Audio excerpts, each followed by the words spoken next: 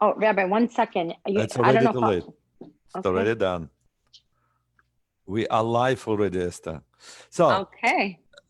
we are honored to be together on Facebook right now with our friends and our community, and our virtual studio actually connects Miami and New York, but really it presents an opportunity to create a bridge or build a bridge over Atlantic Ocean back to the land of our fathers, back to Yes. the land of Israel.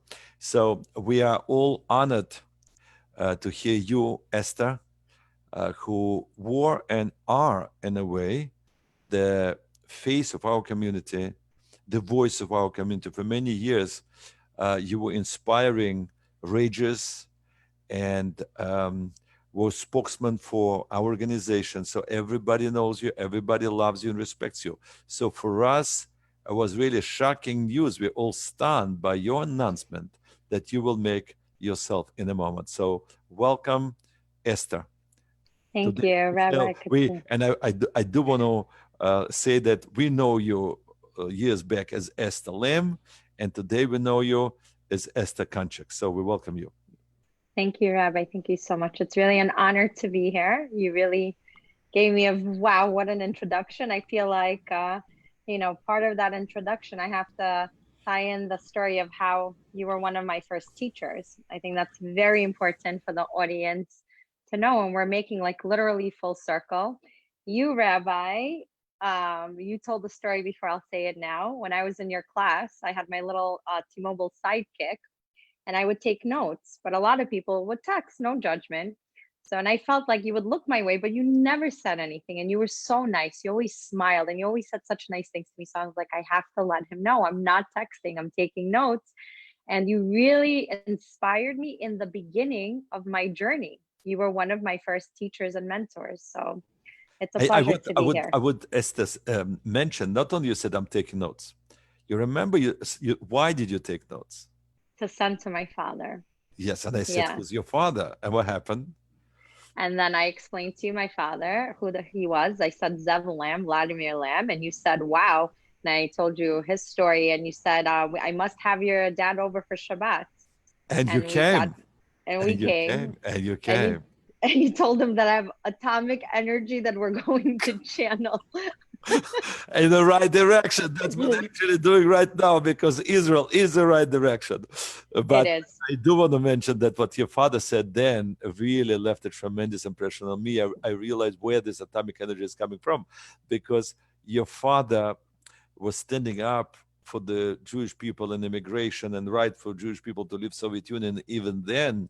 And the KGB cracked down on him and they wanted to scare him. So one day they arrested him and they Yes. drove him to unknown location. I probably they put Yes. I don't remember if they put like his eyes closed or whatever, they covered his eyes, and somewhere in the middle of nowhere they ordered him to get out of the car and without turning just walk into the forest.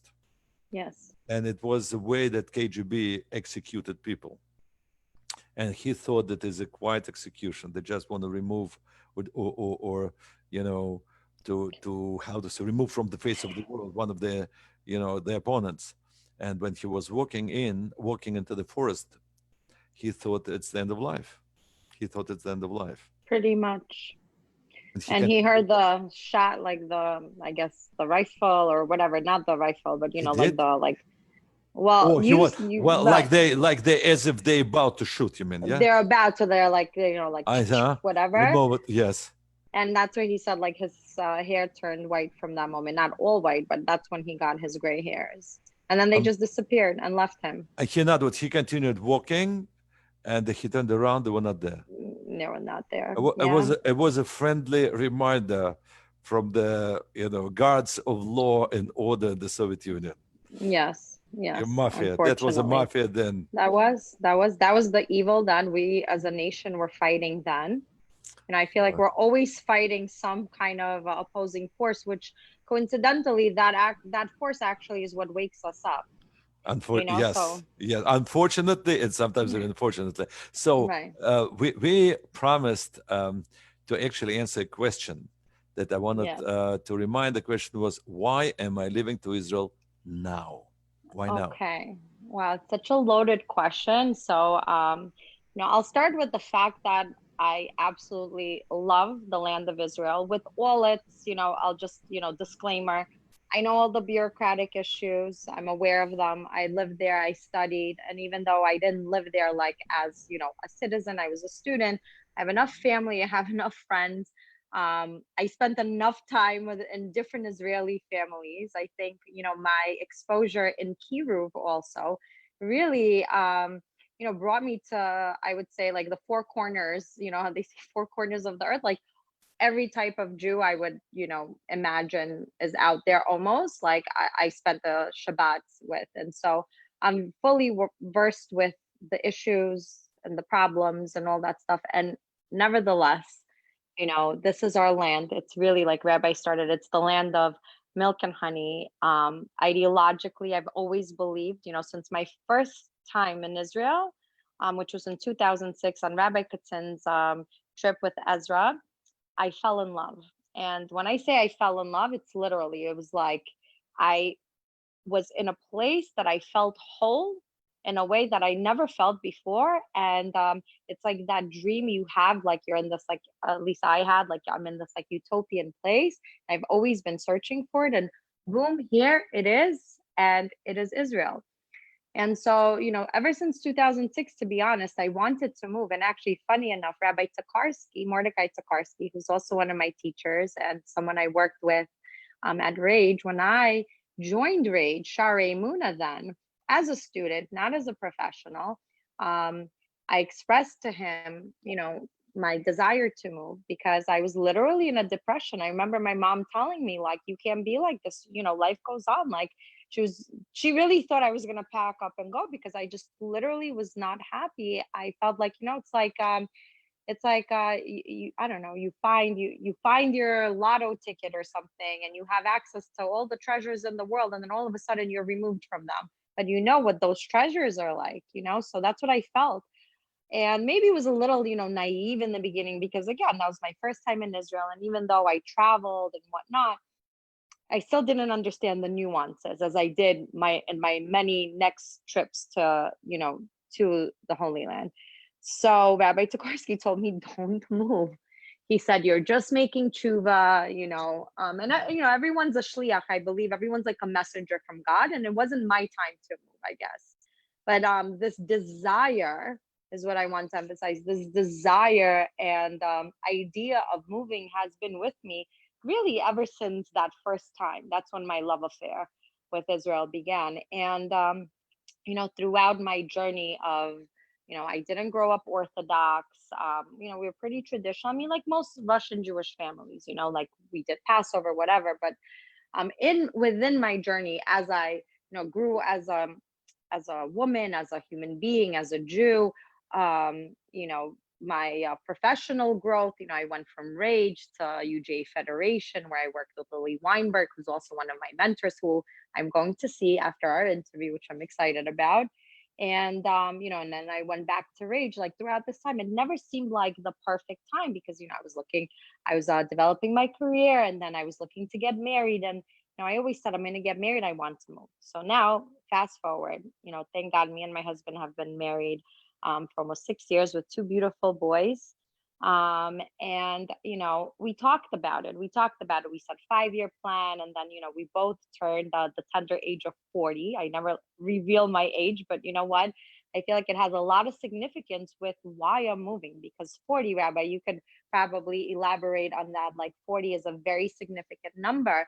We enter this gate of wisdom, and I feel like, wow, like so many things are unraveling for me now, um, as we both turned 40. And I would say, I don't want to say that I'm leaving out of fear, because when we spoke in Russian, I think there was a misinterpretation. I definitely have some anxiety. I think, like many people, I think most of America has anxiety about the political situation and just like the atmosphere of everything that's happening today. And I think that is what propelled me and my husband to say now is the time. So we're not leaving because, oh, we're scared. Oh, I'm scared. I don't see any purpose left for us in this country. Not to say, I mean, again, I'm not trying to, tell, there's so many Jewish people, including rabbis and whatnot, community leaders that maybe are thinking about it, but they're not making that move. And, with all due respect, I respect them. I just don't agree with them. I think the time has come for us as a nation to really, take our journey and our history to the next level. And so, I feel this is our destiny. And I don't want to wait. I see a lot of things, Rabbi, that if you want me, you could ask me questions I'll go into. But I don't want to be in a position where I have to be rescued, because that's where I feel like things are going. Unfortunately, I want to be in a position where I'm going. I have another teacher, Haim David Targun. He always says, come to Israel as a mensch and not as a schlepper. So That's a wonderful expression. What a joke. In other words, come, so to speak, as a dignified and respectful Ole Hadash, not a refugee yes, saving yes, his life or her life, correct? yes, yes, Unbelievable, unbelievable. So first of all, speaking about your journey, you said that you reconnected with Israel. You fell in love with Israel because you can say, listen, people can travel different places. They sure. can try and save their skin, so to speak, in different locations. But what did you feel when you came to Israel first time? When you connected? Okay, so I felt, like I said, that's why I said I felt whole. I said I felt like there was a part of me, like a part of my soul that was revealed that again, it's almost like I knew that part of me in a dream state. That, it's very deep for me. It's like I knew that part of me in a dream state, but here it was in reality. It was a part of me that was like the best version of myself. I felt that for myself. Okay. And now, again, not everyone feels that, I guess I was looking for those answers. Also, I have to make this point because I think it's very important. And I've been talking about this with good friends of mine. We live, okay, this is for people if you don't, have so much Torah knowledge in this, like, there are two nations, right? And everyone knows that our forefather was Abraham. Abraham had Isaac, his wife Rivka. She had two babies in her tummy, which was Yaakov, where the 12 tribes come from, and his twin brother Esau, okay? And generally, we also know that Esau, he is the forefather of Edom, which is like the Western, you could say the Western civilization. It was Rome, right? Rome came from him. From Rome morphed into the Christian world, right? And the Christian world into Western civilization as we know today. So that includes Europe and America. And then, you have Yaakov. And Asa, really, he represents like the physical world, right? Like Gashmias, meaning like the drive for material. Now, again, me and my husband, just to unpack it, we're both entrepreneurs. I work with him in our businesses. I work in my father's company. Like, we came to this country, to America, in search of that freedom to express ourselves through capitalistic ways, and have freedom of religion and freedom of speech. And, so I appreciate this country very, very much. Nevertheless, I am conscious enough to know that this country, for us as Jews, it's not that we lose something, but you know, there's a drive to buy. This is what I've been talking to my friend about sometimes, and I know my husband's watching and he knows this because we talk about this. I do not need anything. My closet is full, thank God. We've had all the blessings, I have enough to eat, enough for everything. But sometimes, and this is being the spiritual person that I am, the connected person that I am, sometimes I have a desire just to go and buy. Okay. This transaction of just, it doesn't have to be something expensive. It's just the idea that I bought something. This transaction fills me. And so in Israel, what I felt really, is the best way to explain it. This desire, I'm not saying that I'll never buy something. Yes, when I need it, but this desire to fill myself with something is replaced by something completely different. Okay. It's this spiritual essence that you can't get it anywhere else. You just can't. It's not, you could get something similar. I've traveled to beautiful places, Caribbean, and I went to Europe and all that stuff, and I've been like, wow, it's beautiful, but it's short term. It's not, eternal. In Israel, I felt like like a connection to, really, it's the focal point of creation. Jerusalem is the spiritual capital of the world. That cannot be argued. And back to the Ace of Yaakov example, something I heard very beautiful that actually Yishai Fleischer, who I'm sure you know, is a prolific person in Israel, and we hosted him before at Rage. He actually said that the fall of New York is something, again, not to be not sensitive to people who have lost their businesses. We lost a lot of parnasa in this epidemic, and our businesses are closed and whatnot. But he said it's not something to be cried for. It's actually to be celebrated for, because New York going down. New York has been if Jerusalem is the spiritual capital of the world, New York has been the capital of Esav, of Edom, of the material world. And it said that if one nation is up, the other nation is down. So now that this nation literally before our eyes is going down, that is just what is happening. That's the reality. It can only mean one thing, which is a good thing for us, right? Israel is going up. So Amazing, Esther, amazing. I want to say also, when I came to Israel, it was 1981, and I felt home. And since then, even though I'm temporarily living in America and teaching Torah, but really, I always felt my home is Israel, and it's my heart, and I don't have the same feeling anywhere in the world. So I hope that you also feel, besides the 100%. beauty and the inspiration, you just feel yourself at the right place. Yes. It's a very unique feeling. For a Jew to be in Israel, it's something feels right. I would say that. Yes. And what I wanted to tell you, I think there are dangers of staying here. Even though, yes, Jews are very prosperous here and they're making a lot of money, and a lot of progress and many educational and business, whatever it is, what's not. I think that what I'm as a principal witnessing of a high school for 30 plus years, and you know yourself, there are many exciting things, and one of them is actually Black culture. Yes. Black Yes. culture is very, very exciting, no? Very welcoming. Am I right? You Yes. don't need to Yes. be actually black to be welcome to the Black culture. 100%. I mean, I grew up, Rabbi, I mentioned this to you before, and I'll give this brief story to my audience. Um, Growing up in Brooklyn, I grew up in Brooklyn, and yes, I was going to yeshiva for 2 years, and then I had a public school education. So I was like the product of multiculturalism, when it wasn't a dirty word, and also that's the way my father raised me. So as a teenager, though, there was something that I went through. Some of my friends, everyone goes through stages as a teenager. You should look for different forms of expression, and my form of expression where I found it was actually in Black culture and hip hop culture. I was very into hip hop music. People like I was going to decal getting the DJ. You won't know who this is, but that's okay. Hopefully, some of my audience will. I was getting the DJ Clue remix tapes. He's now a very big DJ. Before he was like a big DJ. I was going to Dr. J's. I had my Jordans. I had my baggy jeans, my polo rugby shirt, and whatever. I was part of that culture, so I understand Ibonics, and I really vibe with Black people, like in a way that they don't even understand. They see this like little, they don't know my background, so they see this like, you judge a book by its cover, like an Orthodox Hasidic girl, and I'm like, whatever. I spit some Biggie Small rhymes, or even going back like Run DMC. I mean, I was really into it, not in a way like to be fashionable. This wasn't even about fashion at that time, really. It was really like I heard their struggle, I heard what they were talking about, and because I wasn't yet connected deeply to my own culture, that to me seemed so like inviting.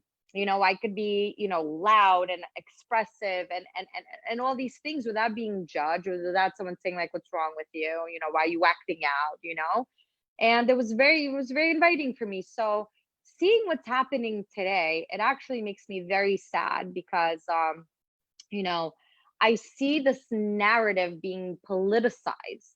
I believe that it's been a long time coming. Black people have every right to protest, every right, but it's been hijacked. I said to you privately, like, if the causes behind whatever they are, Antifa, even Black Lives Matter. Now, the guy who runs it, when I hear his speech, it reminds me of my teacher, Yehuda Cohen. He has a baseball cap, it says, "My soul's not for sale." So, him as a leader, I vibe with. But the movement, because it's hijacked by really not good people. And that's why I always like think like, I never, God knows all the details. We tend to put judgment calls on people, on situations, and we think we know from our narrow, limited view. We don't, you know? We really don't. We don't know. I'm like, why is he involved with them? Like, he has a good message. Why is he? Who knows? And I don't care. I'm not gonna like think about it. All I know is that if Black people's narrative was important to these so-called whoever they are, liberals, deep state, communists, socialists, I don't even know. I don't even want to get in there. I don't want to politicize this. If it was important to them, they would actually do everything in their power to make sure when they came out to protest that it was not violent, that there were no riots, there was no looting, they would not set up bricks, they would not do all the things that we've seen on TV. They actually could have shifted the world's consciousness. If I would have come out, you would have come out, I'm sure. Most people watching, if it was peaceful for real, okay? And every culture, every group, every ethnic group, especially in New York, because we are the melting pot. We are the one state, city where you could come from any background, any religion, and no one's gonna, like tell you, no, you can't work here, you can't be you. If we came out hand in hand and said, because that is a Torah principle, no justice, no peace, okay, we could have had a paradigm shift. But they hijacked this narrative, and it makes me so, so sad. And I have a lot of friends, well, whatever you want to call them. Some of them like, why are you saying African American? Stop being politically correct. Like, I'm Black. Call me Black. I don't want you to call me African American, okay? So whatever, Black, African American. I have a lot of friends, and they have different experiences, different views on it. But for the most part, they don't agree with what's happening. They don't want this. They actually don't want the white liberal telling them what to do and how they should feel.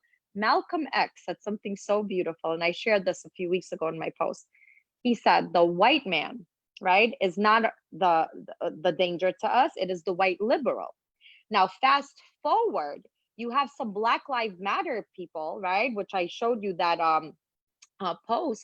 posting saying, he goes, my Black brothers, the white man isn't the problem. It's the Jews, because they are the ones shaping culture, society, controlling money, and 30 out of 100 billionaires are Jewish. Black Lives Matter. So I see them as like, they're going to be weaponized. There's a group of people who literally will like think that all the bad stuff that's happening, it's us. It's us. And this is not a new narrative. This is not a new story. This happened in Germany. This happened in Bolshevik Revolution, when the peasants, you had somebody, you interviewed them, right, 2 weeks ago, where she was saying that the peasants, they like, not even about anti-Semitism. They attacked the Jew because they saw the Jew as the tax collector, the person that handled the loans, the banks, and this and that. They got attacked. They were the front line. They were the buffer. And I feel the same thing is happening today with, a lot of the people are being used and they're being weaponized, and it's a problem. So I also heard a rabbi say that we are actually obligated to leave. I can't remember his name, but we are obligated to leave, especially if I'm outwardly Jewish. You're outwardly Jewish. And my parents didn't come to this country so I could, my son Binyamin Yosef has the most beautiful payas, the most beautiful, stunning blonde payas. I'm not willing to cut them off. I'm not willing to put on pants and, whatever. With this, I could get away, but I cover my hair. So, like, I look Jewish and I'm proud of it, and so is my husband and my kids. And I'm not going to stop looking Jewish or being Jewish out of fear, because I feel like that's where it's going here. I don't want to be an alarmist. I don't want to be, what they call like panic mongering, but like the signs are there, just put on some Holocaust movies, which I'm going to share, by the way. I shared this in the Russian group. They're fantastic movies, the Nuremberg trials, and the Family Weiss. It's with Meryl Streep from 1978. I like, everything is like Basharit. I was Googling something and I came across this movie that I wasn't even looking for. And it's about this family Weiss, the unleashing of evil. It's on YouTube. And it shows exactly like, I'm like, exactly to my husband, like, what is happening today? It's these assimilated Jews. This Dr. Weiss, he's assimilated. His daughter is marrying a Gentile. he invites his brother Moses from the country, and he says, Moses, okay, we didn't do the chuppah, the breaking, but we still keep the high holy days. Don't worry, Moses, we're still Jewish. And he thinks by integrating and accepting the society around him that he's going to be saved, and it's not so, because his neighbor's son, who rises in the ranks of the Nazi party, literally comes to his office, and like with a petition that he treated an Aryan like patient. He goes, but I treated you and your family. And he goes, don't look for a friend in me. That's over. This is a new era. Leave. He tells them literally, leave while you still can. You have money. Leave.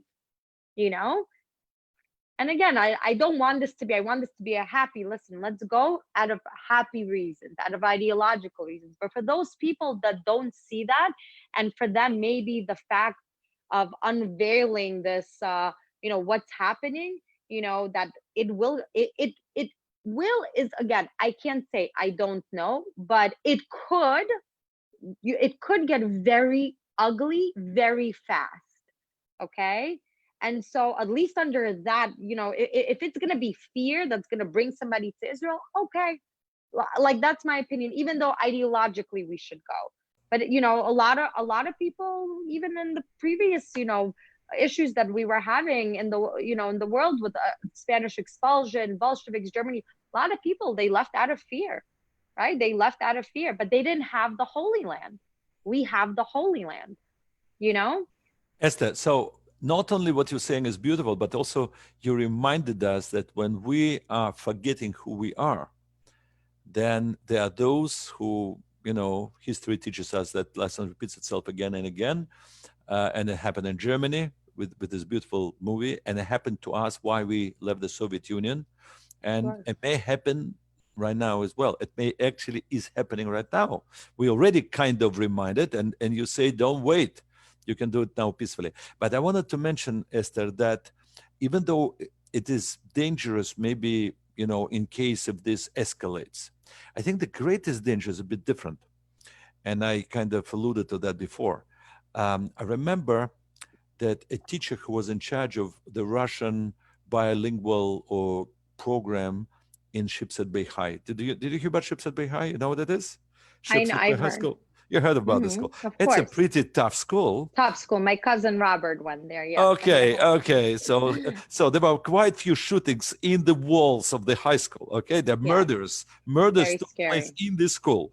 It's a pretty tight school. So there were many Russian immigrants going to this school if they didn't come to us, to our Jewish school, Sinai Academy. And once a lady from the bilingual program came to my school, and she wanted to connect the Russian school with them.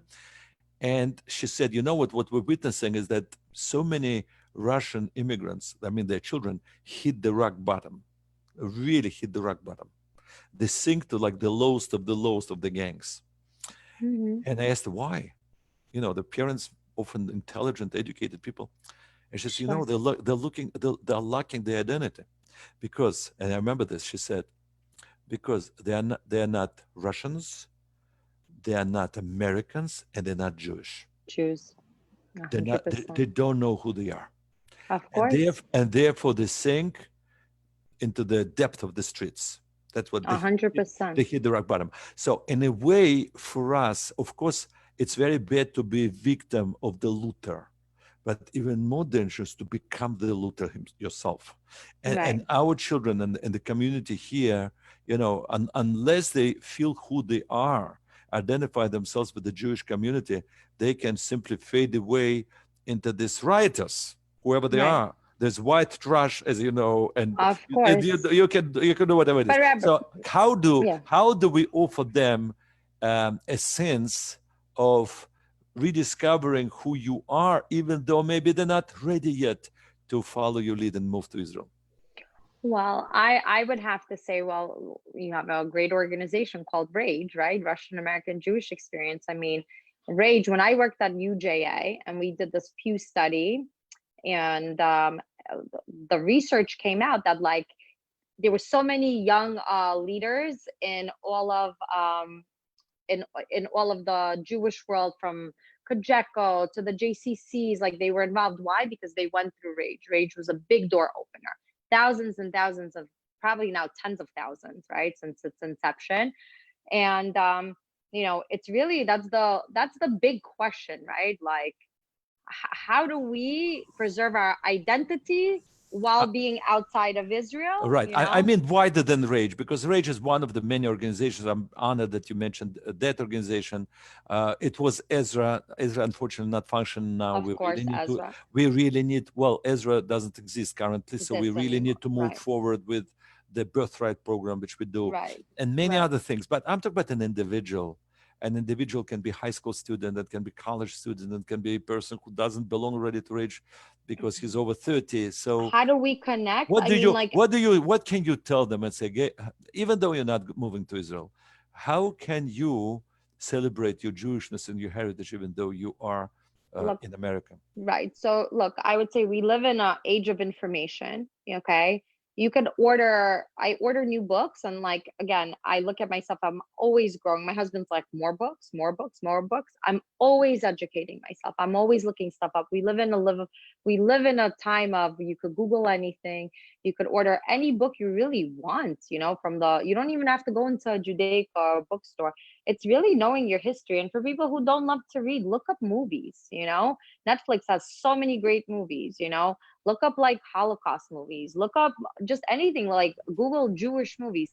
Watch Fiddler on the Roof. Know your history, because I feel like without knowing our history, like, you won't be able to connect with what's happening today. Like, for instance, I learned with my teacher Yehuda HaKohen that and he's a student of Rav Kook's, like, three times removed. Rav Kook, son, taught a teacher that is teaching my teacher, and that person's teaching me. So anyway, he opened my mind to something that 1700s, we were all, it didn't matter, you're Sephardi, you're Eastern European, whatever, we were Middle Eastern refugees. That's how Europe looked at us until the Haskalah, the Enlightenment movement, where Jews threw off their garb because, and whatever, I'm not judging, they probably were tired of being beaten up and being second class citizens, and they were told, like, okay, so now a Jew in Germany said, I'm a German with a Jewish religion. I am a Frenchman with a Jewish religion. No, dude, like, you're Jewish with a Jewish religion. You're a Jew with the Jewish religion. That's what it is. Like, you can't, like, you could put, and again, you could say that the same thing is happening here today. When we came to America, we were not Jewish enough, right? Or whatever. That was the issue. Russian Jews had a different narrative, different history. But today, American Jews, like, they're American. For me, it was a little bit, like, disturbing hearing, like, I'm an American first and then a Jew. Like, that never sat well with me. Like, no, you're a Jew, you're a Jewish American. That's what it is. And you happen to, like, I have nothing against America. It gave us a lot. And we gave America a lot. We did. So I would say just education. That is self-education and feeling proud. And again, it comes from the home, you know Esther, you said so wonderfully once again, sometimes it does not come from the home. And therefore you say we are the nation of the book. So read. You are what read. you read. You are what you watch.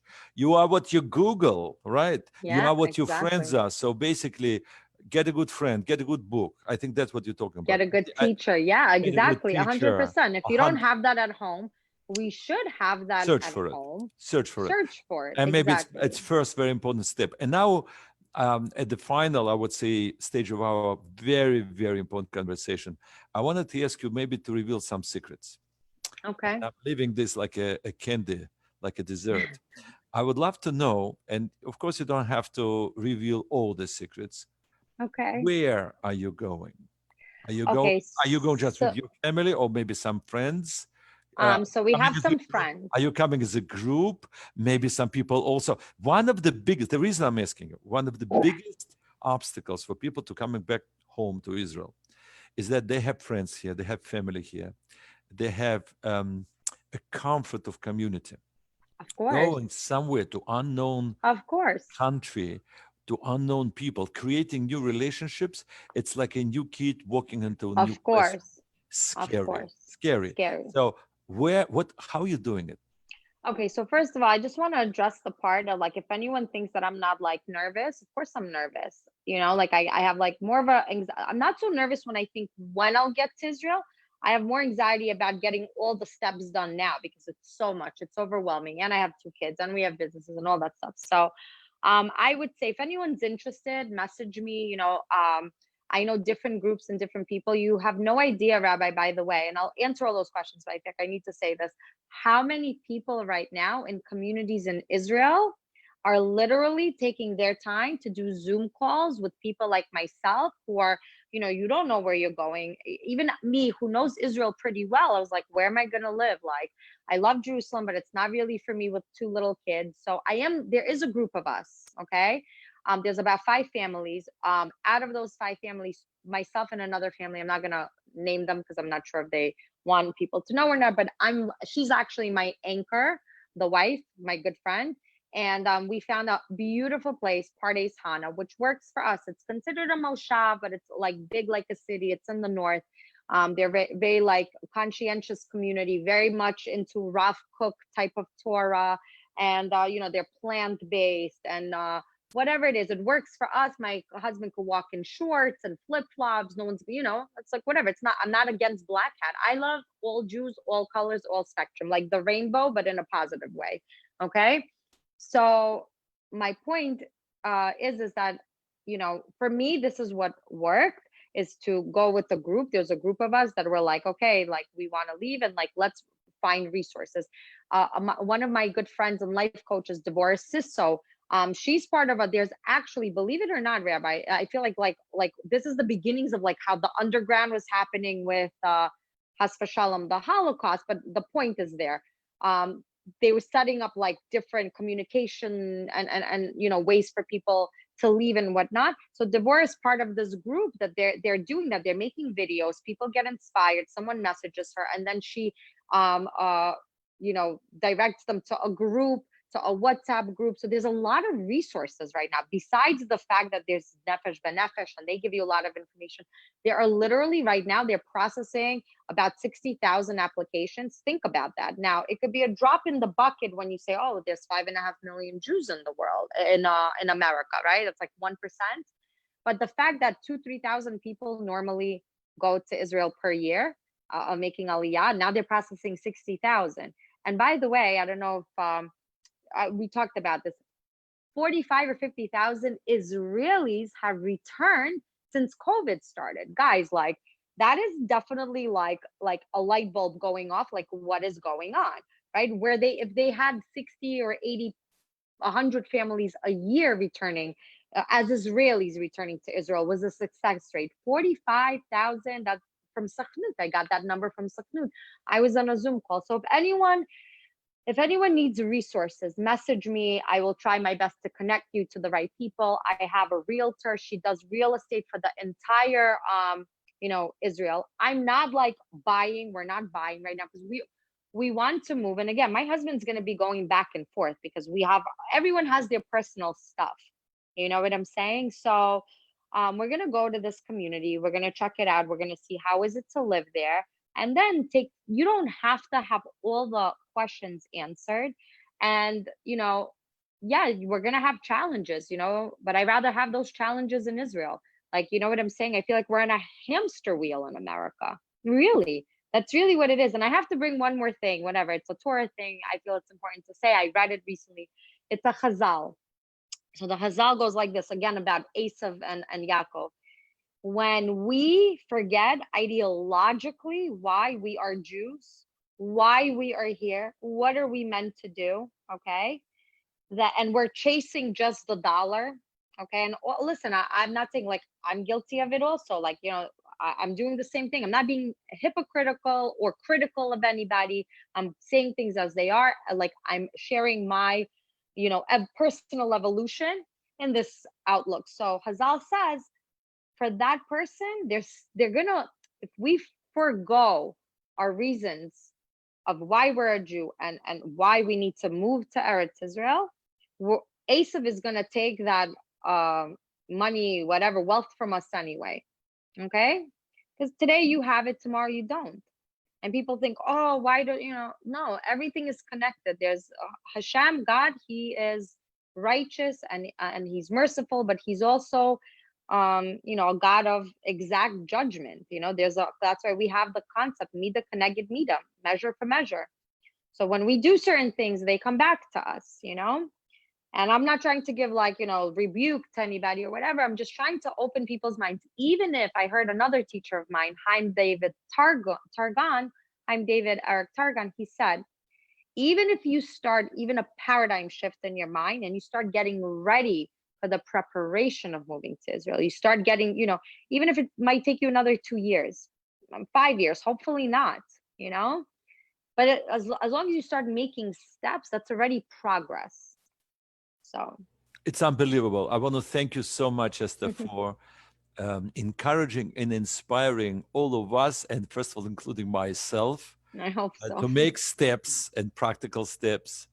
And I want to wish you a lot of atzlacha, a lot of success on Amen. your way. Amen. And I'm so excited. I want to tell you, I actually Googled, in the middle of your speech, I Googled Pardes Chana is between Haifa and Tel Aviv.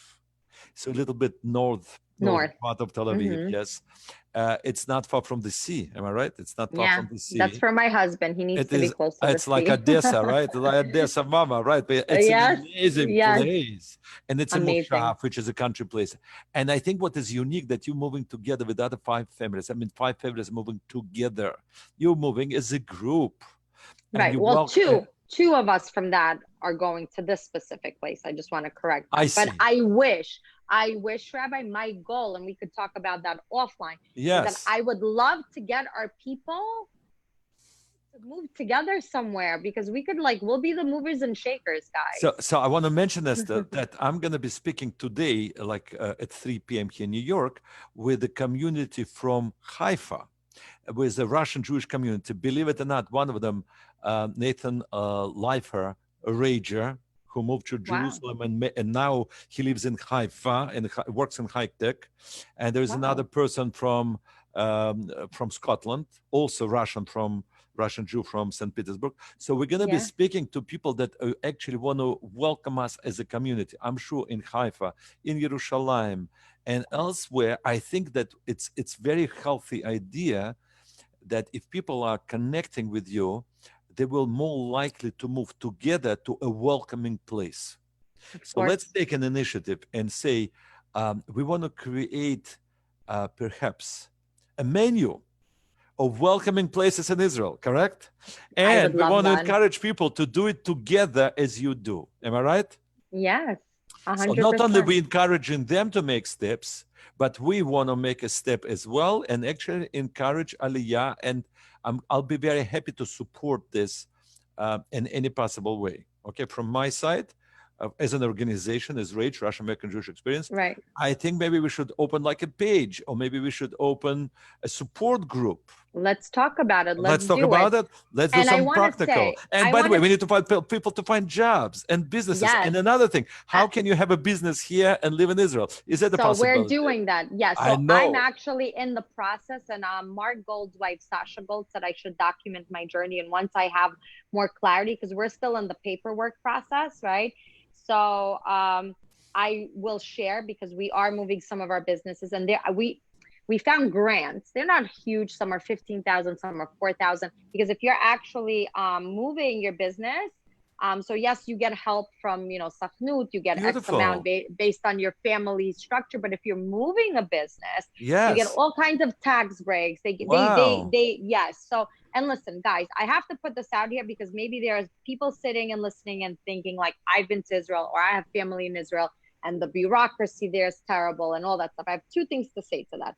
One, we don't know where America is heading. So you might be gonna have that same bureaucracy, except that it won't be Jewish, okay? And 2, we actually, I believe that Israel also has some issues that we need to, kick some ass. Kick some ass, okay?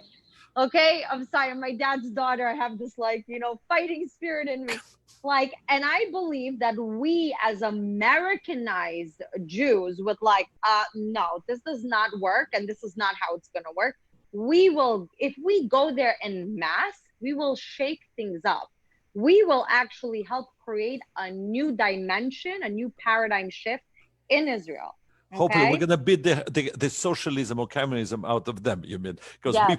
we fought communism there. We're not gonna let it. Yeah, but you know, speaking about bureaucracy, I want to offer also help. If anybody needs whatever it is, document proving you're a Jew and other things, I know it's not simple. It's So I'll be very right. happy to help our Right. viewers if ever they need any other help. For Russian Let's Jews. for American Russian Jews Jews. don't have that I issue. know Right. Russian They do. Jews have They a do. crazy, And they need crazy. like, and We guys, need if anyone's moving now, like I'm just saying, it's a process, especially now because offices are closed and they need like original birth certificates and original stuff. If you don't have it, you have to write a letter and then get to a rabbi. So I'm just saying it's process oriented, but it's so worth it. So if anyone's, you know, message rabbi, you could message me and yeah. I believe we can even actually address the prime minister's office and say, guys, certain rules or regulations are simply ridiculous, so we want to change it. Right. We can also challenge Yeah, that as well. We're going to have a group of exactly. people needing help, so we are here. I believe you and me, you can send your private messages to us, and we'll be honored to help you and assist you Yes. on your practical steps to Israel. And if you need books or materials, once again, we're going to put them online on the Rage page. I'm sure we're working on it, and they can also turn to you. I want to wish Yes. you all the best to you, Amen. your family, and Amen. everybody from this group and everybody who's moving on the way to Israel. Also, special blessing for those who stay. They should stay safe, Amen, Rabbi. Thank physically you and so safe much. spiritually. Spiritually. All the best Yes. to you. Thank you All so the much. best. Thank What a you so pleasure. much. All the best to Okay. you. All the Bye bye. best. Bye. Thank you.